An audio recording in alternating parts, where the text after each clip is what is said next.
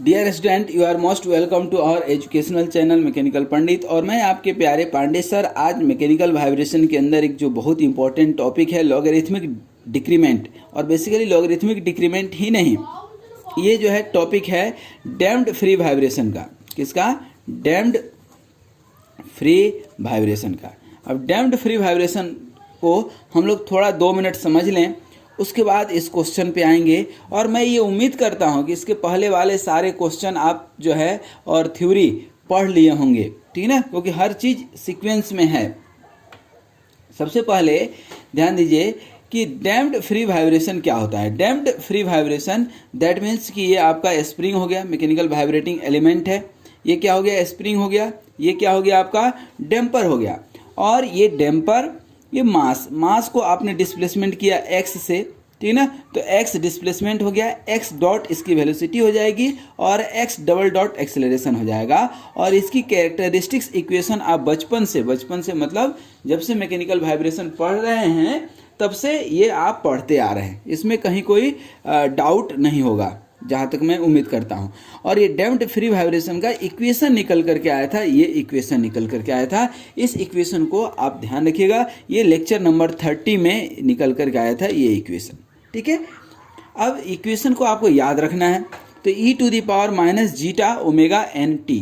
अब मैं सब चीज़ बता देता हूँ कि कहाँ क्या है, पहले इसको समझ लीजिए। e to the power minus zeta omega n into t. Zeta क्या है? डैम्पिंग रेशियो C अपन सी सी। जीटा क्या है? डैम्पिंग रेशियो C अपन सी सी, ठीक ना। ओमेगा एन क्या है? Natural frequency. नेचुरल फ्रीक्वेंसी कैसे निकालते हैं, ठीक ना, नेचुरल फ्रीक्वेंसी कैसे निकालते हैं याद रखिए। Omega N equal to square root के by M, that is the natural frequency, ठीक है।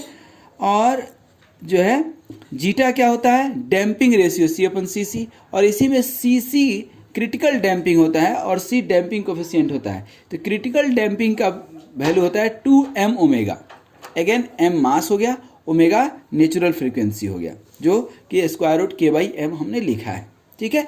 a cos omega D T. Omega D क्या है? डैम्प्ड फ्रीक्वेंसी, और minus b sine omega D into T. T तो टाइम हो गया।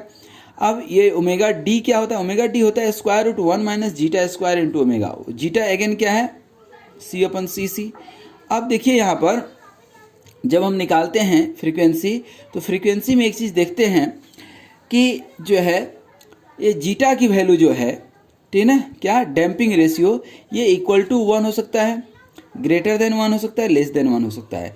देखिए लेस देन और ग्रेटर देन और इक्वल टू में तो क्रिटिकली और ओवर डैम्प्ड में कोई इशू नहीं है, लेकिन अंडर डैम्प्ड वाइब्रेशन का इक्वेशन हमने बताया था आपको। किसका? अंडर डैम्प्ड वाइब्रेशन में क्या होता है कि इसका ग्राफ कुछ ऐसा बनता है, एम्पलीट्यूड तुरंत मतलब एक्सपोनेंशियल या ऐसा कम नहीं होता है, सक्सेसिव कम होते जाता है एम्पलीट्यूड, और धीरे धीरे डाई आउट होता है, ठीक है ना। जैसे यहाँ पर x1 था एम्पलीट्यूड वर्टिकल डिस्टेंस, यहाँ पे x2 है, यहाँ पर x3 है, यहाँ पर x4 है, ठीक ना। तो इस तरह से ये कम होते जाएगा। लेकिन इसी रेशियो को निकालेंगे आप सक्सेसिव एम्पलीट्यूड का, तो natural log of ratio of successive amplitude of 2 cycles is called logarithmic decrement, ठीक है। और यही n नंबर ऑफ साइकिल के लिए निकालेंगे आप। यदि x1 अपन xn प्लस 1 लेंगे, ठीक है, तो ये क्या हो जाएगा? 1 अपन n natural log of xn upon xn plus 1, ठीक है। ये फार्मूला हो गया। यही डेल्टा आप यदि जीटा के टर्म में, डैम्पिंग रेशियो के टर्म में निकालेंगे, ठीक है ना, डैम्पिंग रेशियो के टर्म में निकालेंगे, तो ये होता है 2 pi zeta into square root 1 minus zeta का स्क्वायर। एक चीज़ हमेशा ध्यान रखिए कि ये जीटा मतलब क्या है? Damping ratio.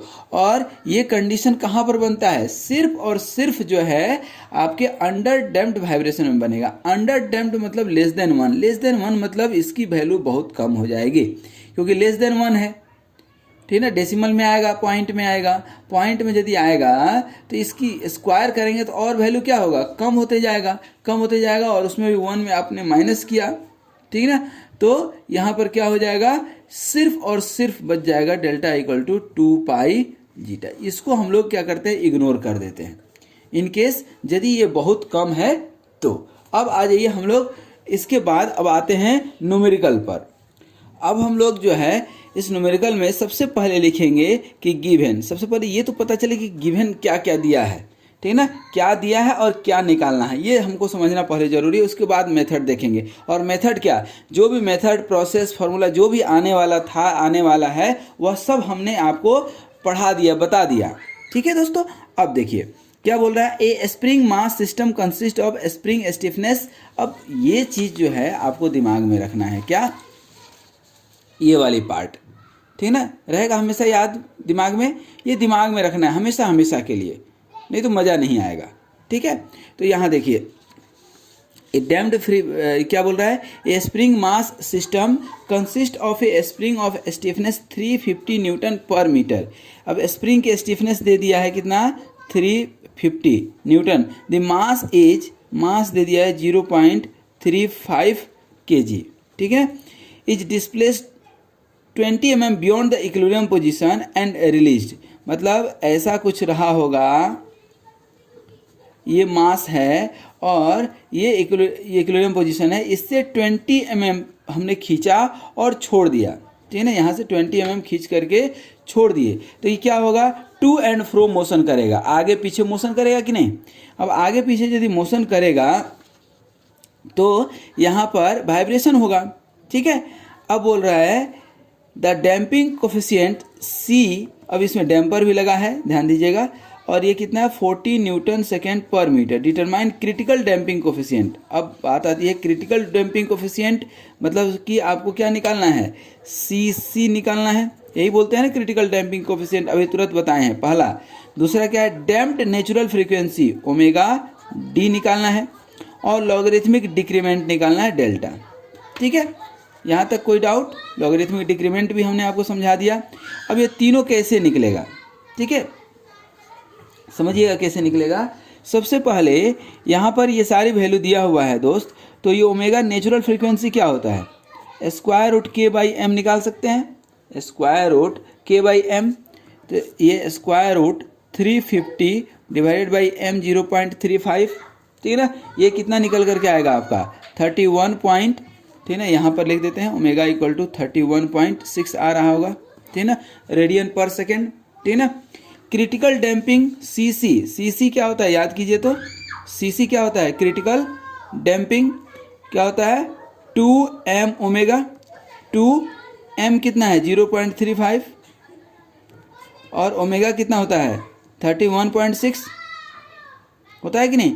अब इसको सॉल्व कर दीजिए, इसको सॉल्व करेंगे तो क्रिटिकल डैम्पिंग फैक्टर या क्रिटिकल डैम्पिंग कोफिशिएंट आपका 22.13 आ रहा होगा, 22.13, ठीक है। उसके बाद अब क्या आएगा, ओमेगा डी क्या होता है, थोड़ा सा याद कीजिए, 1 माइनस जीटा का स्क्वायर का रूट इंटू ओमेगा होता था।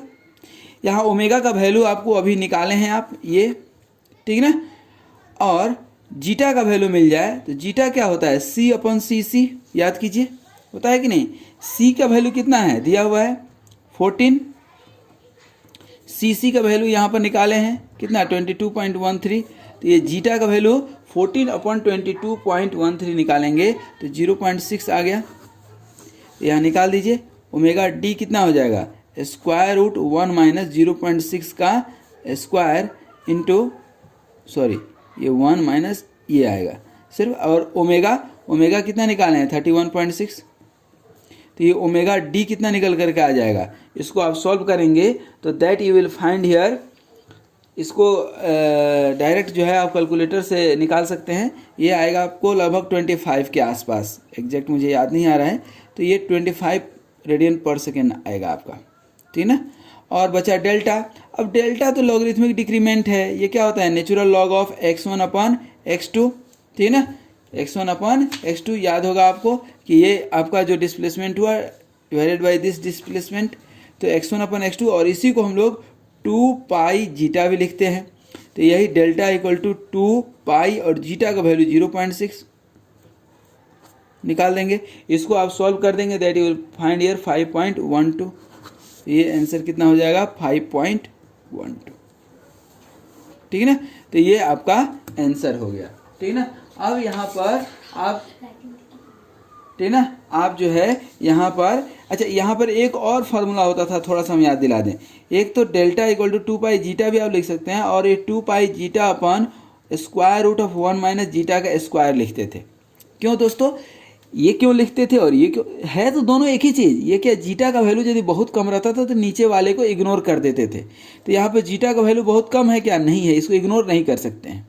जीटा का वैल्यू कब इग्नोर करते हैं, कि जब जीटा इक्वल टू 0.001 है मान लीजिए, तो इसको इग्नोर आप कर सकते हैं। ये 0.6 बहुत है, इसको इग्नोर नहीं कर सकते, तो इसको रख करके आप निकालेंगे तब आई थिंक ये वैल्यू आएगा आपको, ठीक है ना। ये स्क्वायर रूट 1 माइनस जीटा का स्क्वायर 0.6 का स्क्वायर कर दीजिए, तब ये आपको 5.12। तो इस क्वेश्चन का ये 3 चीज़ जो है आपसे जो मांग रहा था, 3 पैरामीटर, ये तीनों पैरामीटर देखिए आपका निकल गया, ठीक है ना। तो अब मैं उम्मीद कर सकता हूँ कि इस तरह का क्वेश्चन आप आसानी से बना पाएंगे, बना लेंगे, क्योंकि ये क्वेश्चन टफ नहीं है। बस ज़रूरत है कि ये जो हमने आपको इक्वेशन का बुकलेट दिया, ये थोड़ा सा ये आपको याद रहे। ये जब तक याद नहीं रहेगा तब तक नहीं बनेगा, ठीक है।